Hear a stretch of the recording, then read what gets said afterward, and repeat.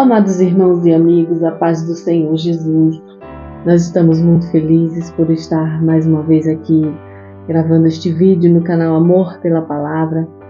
Nós queremos saudar a todos com essa paz que excede todo entendimento, essa paz que nos ajuda a vencer as dificuldades, né? A paz que Jesus nos deu por meio de seu sacrifício na cruz. E desde já quero desejar a todos um feliz ano novo, desejar que 2024 seja um ano de bênção na vida de todos, nos lares de todos, que todas as famílias recebam realização de sonhos, né?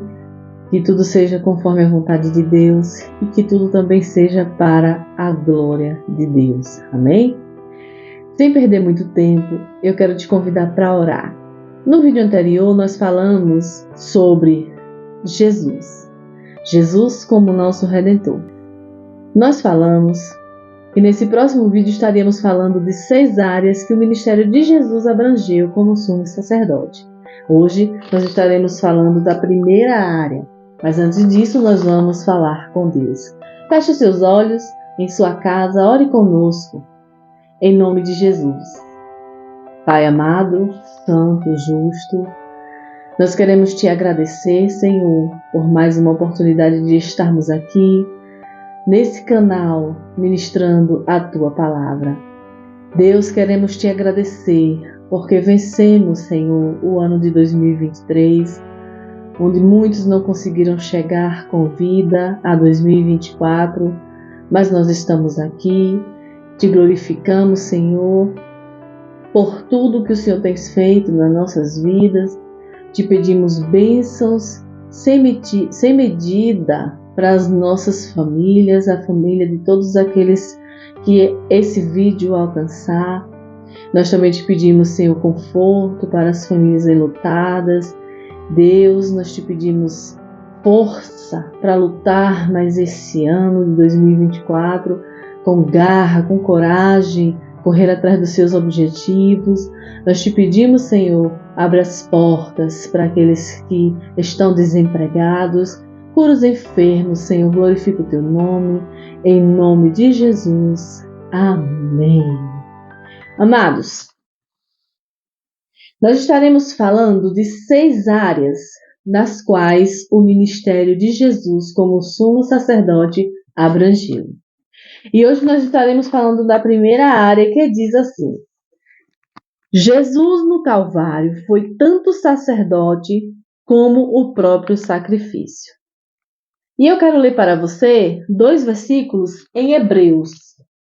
Hebreus capítulo 2, versículos 17 e 18, que diz: Pelo que convinha que em tudo fosse semelhante aos irmãos, para ser misericordioso e fiel sumo sacerdote, naquilo que é de Deus, para expiar os pecados do povo. Porque naquilo que ele mesmo sendo tentado padeceu, pode socorrer aos que são tentados. Queridos irmãos e amigos, nós temos um sumo sacerdote, Jesus. Jesus deixou tudo o que tinha no céu para morrer por nós numa cruz. Jesus, justo, santo, perfeito, imaculado, deu a sua vida justa pelas nossas vidas, nós que somos injustos e pecadores. Jesus, quando morreu na cruz, ele ofereceu-se a si mesmo por todos, por todo mundo, como sacrifício perfeito pelo pecado. Ele derramou seu sangue puro, sem mancha, sem mácula. Jesus não tinha pecado. Jesus não tinha nada que o condenasse. Por nós, ele derramou seu sangue em lugar do nosso pecado. E olhe que nós somos pecadores, amados. Muito pecadores. Mas Jesus não olhou para isso. Jesus olhou para as nossas almas. E por nossas almas, ele se fez sacrifício. Você sabe que no Antigo Testamento contam-se histórias de sacerdotes, de sumos sacerdotes, que eram homens daquela época que eles tinham liberdade de entrar no Santo dos Santos para oferecer um sacrifício pelo pecado de alguém, para matar uma ovelha, um pombinho, algum animalzinho em sacrifício pelo pecado de alguém, para redimir o pecado de alguém, mas Jesus morreu por nós. Ele se deu por nós, ele era o próprio sacrifício e também ele era o sumo sacerdote. Morreu pelas nossas vidas, pelos nossos pecados. Então, Cristo se tornou como homem. Ele tomou sobre si a natureza humana, a fim de se tornar sumo sacerdote e assim de representar os homens diante de Deus. Né? Nesse ministério, a morte de Jesus fez expiação sobre os nossos pecados, removendo a ira de Deus que estava sobre a humanidade por causa de tantos pecados, por causa de viver uma vida de muita iniquidade. Deus, na sua santidade, não consegue ver a situação em que muitas vezes a humanidade se encontra, porque Ele é santo.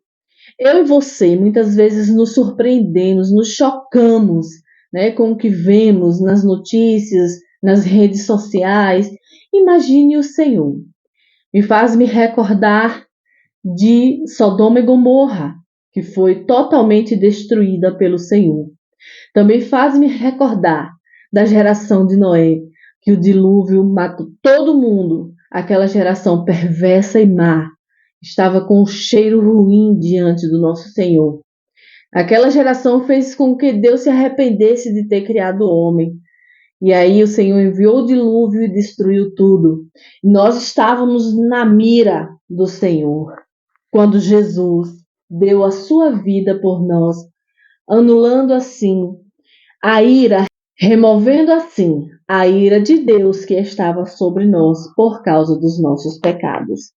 Em Romanos 1, versículo 18, diz assim, ó: porque do céu se manifesta a ira de Deus sobre toda a impiedade e injustiça dos homens que detêm a verdade em injustiça. Deus estava indignado com o comportamento da humanidade. O ser humano estava e está muito perversa. A apostasia, a infidelidade. E assim, Deus ele estava irado de ver tanta apostasia, de tanta infidelidade, tanta crueldade, tanta coisa ruim acontecendo. Mas por meio de Jesus Cristo, nós obtivemos a chance de escapar e nos reconciliar com Deus. Nós escapamos da ira de Deus e podemos, por meio de Jesus Cristo, nos reconciliar com Deus, porque Ele é sumo sacerdote, Ele foi o próprio sacrifício e Ele está sempre intercedendo por nós. Eu quero ler para você Romanos, capítulo 5, versículos 9 e 10, que diz assim, ó: logo mais agora, sendo justificados pelo seu sangue, seremos salvos por ele da ira. Porque se nós, sendo inimigos, fomos reconciliados com Deus pela morte do seu Filho, muito mais, estando já reconciliados, seremos salvos pela sua vida. Então, a morte de Jesus, amados, foi o que nos deu a chance de nos reconciliarmos com Deus e sermos salvos da ira de Deus. O resultado do sacrifício de Jesus é que agora podemos nos aproximar de Deus com confiança. Jesus, como ser humano, ele experimentou tudo que a gente experimenta: dor, sofrimento, angústias. Jesus foi tentado, provado. Só que a diferença, a imensa diferença, é que Jesus venceu todas as dificuldades e não cometeu pecado algum, né? Então, por conhecer essas dificuldades, ele se compadece do ser humano e está junto de Deus intercedendo por nós. Jesus, ele triunfou em todas as tentações. Por isso, quando nós formos tentados, nós devemos orar a Cristo que nos ajude a vencer as tentações. que nos dê força o suficiente para vencer as tentações. A responsabilidade é nossa de nos aproximarmos de Deus em tempos de aflições, porque Ele sempre vai nos socorrer nas nossas necessidades.